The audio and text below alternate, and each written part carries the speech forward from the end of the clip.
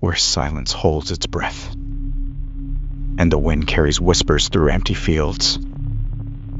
Welcome to Whisper Files, where every case is real, and every voice you hear belongs to someone who can no longer speak for themselves. This is Case 002, the Hinterkaifeck Murders. Bavaria, Germany. Late winter, 1922. A cold, windswept landscape where empty fields stretch for miles. Hidden in this isolation stood Hinterkaifeck, a 2-story stone farmhouse, a wooden barn, and a cluster of outbuildings, all bordered by dark, dense forest. The nearest neighbor lived half a mile away. Here lived Andreas Gruber, 63, and his wife Cecilia, 72. Their widowed daughter, Victoria Gabriel, 35. Victoria's 2 children, little Cecilia, 7 years old, and Joseph, just 2.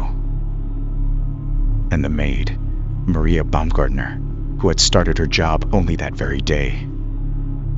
6 people, whose lives were about to end. Life here was quiet, but hard.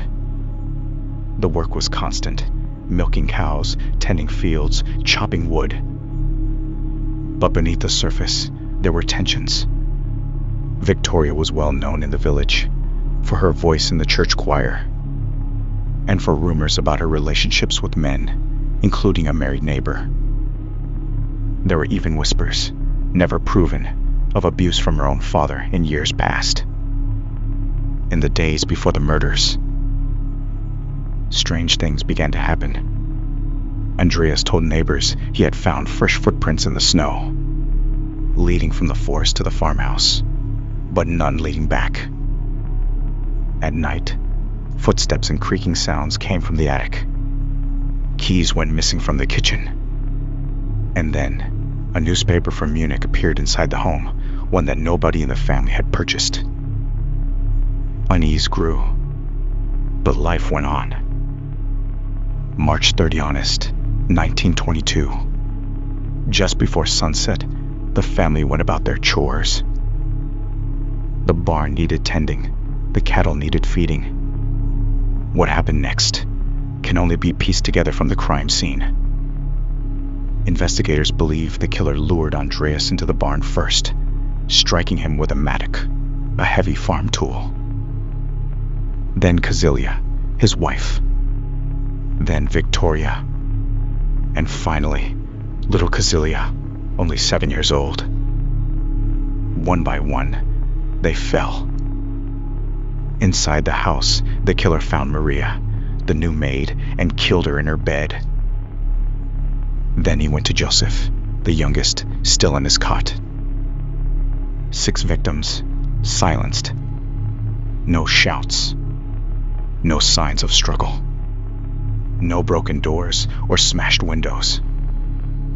And then, the killer stayed. For days after the murders, smoke rose from the chimney. Meals were cooked. The cattle were fed. The dog was kept alive. Someone lived there, alongside the bodies. 4 days later, when the children didn't show up at school and the family was absent from church, neighbors came to check.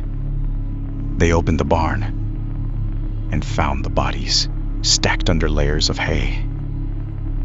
Inside the house, Maria lay dead in her bed, Joseph in his cot. The police searched for answers, but there was no robbery, no valuables missing, no clear motive. Over 100 people were questioned, neighbors, drifters, even Victoria's rumored lovers. No one was ever charged. Theories grew. Some said it was a jealous lover. Others believed it was a homeless wanderer, hiding in the attic, waiting for the right moment. And some whispered something darker, that the killer was family. In 1923, the farm was demolished. All that remained was an empty field, and a wooden cross to mark the dead. But the story lived on. Locals still speak of Hinterkaifeck in hushed tones.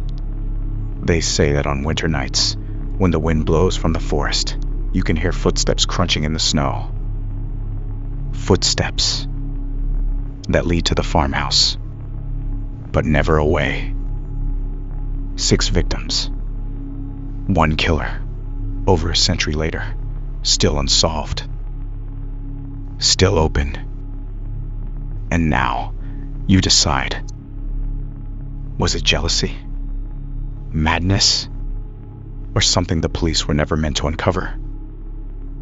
If you believe stories like this deserve to be heard, subscribe, share, and stay with us. More Whisper files are coming, and some are even darker.